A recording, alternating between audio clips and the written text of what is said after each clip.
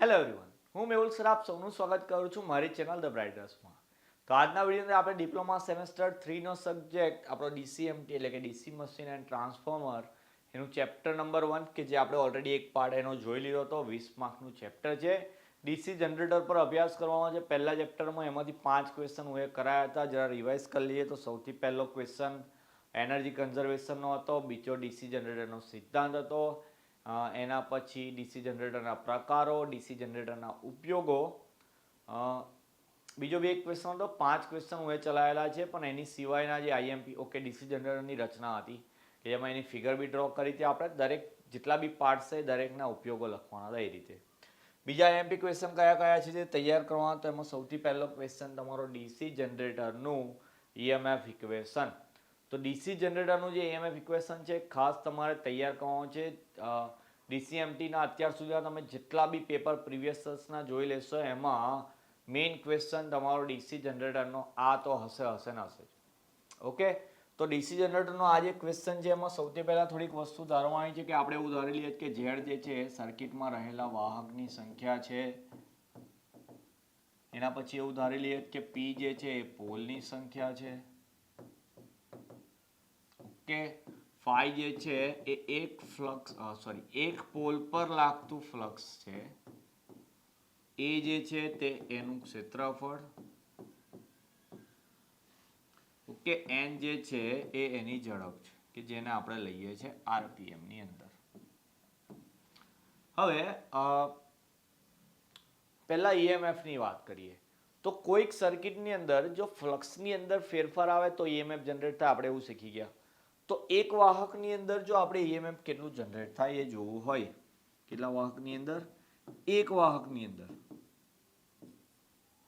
શોર્ટમાં લખું છું કે એક વાહકની અંદર જતું ઈએમએફ છે કેટલું હશે.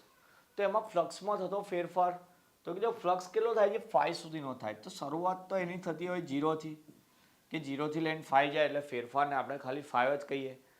ટાઈમ કેટલો લાગશે એની વાત કરીએ તો જો એની ઝડપ છે 1 મિનિટમાં n જેટલી, કારણ કે n આરપીએમ એવું કીધું, તો 1 મિનિટમાં n જેટલી ઝડપ છે.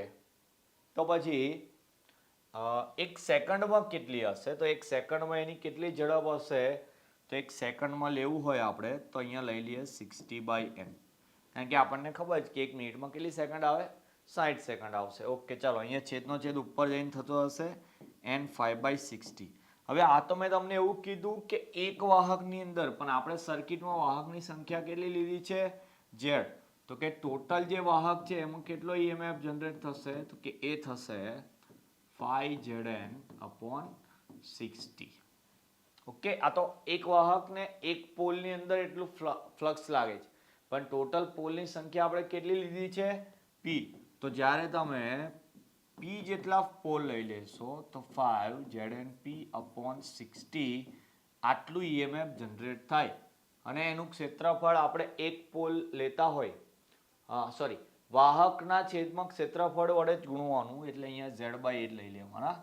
એટલે અહીંયા એનું સૂત્ર બની જશે 5Znp/60. તો આ એકદમ મોસ્ટ આઈએમપી ક્વેશ્ચન છે. તમારું ડીસી જનરેટરનું ઈએમએફ જનરેટ કરવાનું. તો સૌથી પહેલાં કયા કયા પોઈન્ટ્સ છે ધારી લેવાના, એના નામ આ રીતે લખવાના. પછી લખવાનું કે એક વાહકમાં આટલું થાય તો Z/A ની અંદર કેટલું થતું હશે, એને Z/A વડે ગુણી નાખવાનું. પછી એક પોલ માટેની વાત કરી હતી તો p જેટલા પોલની સંખ્યા છે તો 5Znp/60. આ સૂત્ર પરથી કદાચ દાખલા બી પૂછાતા હોય તો તમે સૂત્ર તૈયાર કરી દો, એમાં કોનું નામ શું છે એટલું બી તમને ખબર પડી જાય તો તમે આરામથી એમાં પણ ફાઇન્ડ કરી શકો છો. એના પછી નેક્સ્ટ ક્વેશ્ચન છે આપણો ડીસી જનરેટરમાં પાવર સ્ટેજ ને તેની કાર્યક્ષમતા, પાવર સ્ટેજીસ એન્ડ એફિશિયન્સી. તો ડીસી જનરેટરમાં કયા કયા પાવર સ્ટેજ આવે? તો સૌથી પહેલા મિકેનિકલ પાવર આવે, કારણ કે જનરેટરમાં આપણે ચકેડું ફેરવીએ, ઓકે, જે શાફ્ટની ગતિ કરાવીએ તે. હવે એ જ્યારે મિકેનિકલ પાવરને આપણે ઇનપુટમાં આપતા હોય તો એની અંદર આયર્ન ને ફ્રિક્શન લોસીસ થાય. ફ્રિક્શન કારણ કે ઘસારો થવાનો બે વચ્ચે, આયર્ન એટલે કે જે મટીરિયલ આપણે યુઝ કરતા હોય, શાફ્ટનું મોસ્ટલી લોખંડ તરીકે યુઝ કરતા હોય તો એના લોસ થવાના. પછી આપણને મળે ઇલેક્ટ્રિક પાવર. ઓકે, શાફ્ટ ગતિ કરશે પછી આપણને ઇલેક્ટ્રિસિટી મળવાની છે. એ ઇલેક્ટ્રિસિટીમાં આર્મેચરની અંદર આવશે પહેલા.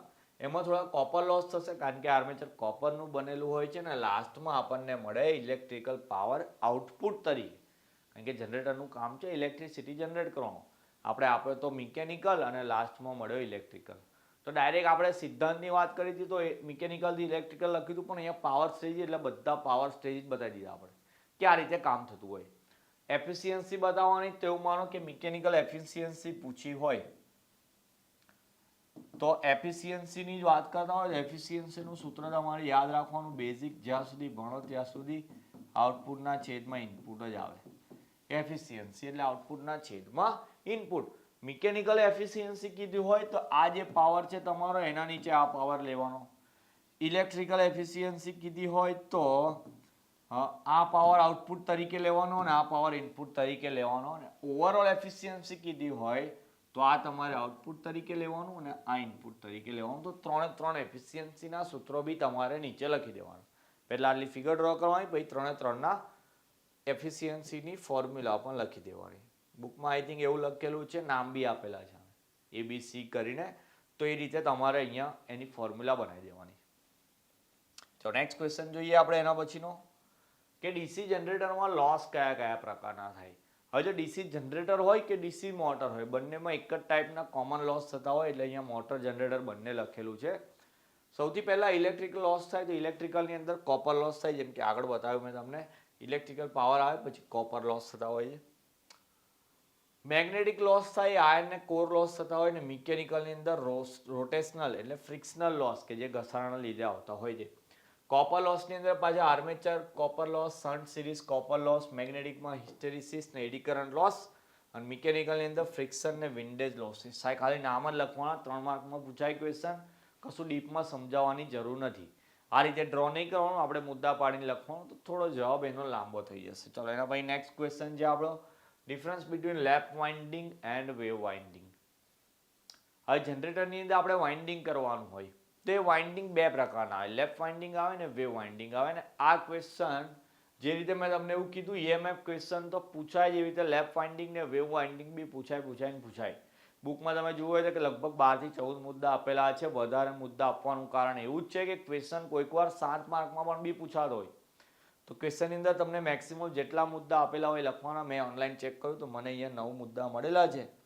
9 મુદ્દા તમને સમજાવ્યો. એની સિવાયના જે મુદ્દા બુકમાં છે એમાં કદાચ ફોર્મ્યુલા લખેલી છે, ફોર્મ્યુલા બંનેની કોમન આવતી હોય એવી બી લખેલી, તો એ ફોર્મ્યુલા તમને યાદ રહી જશે. ઠીક છે.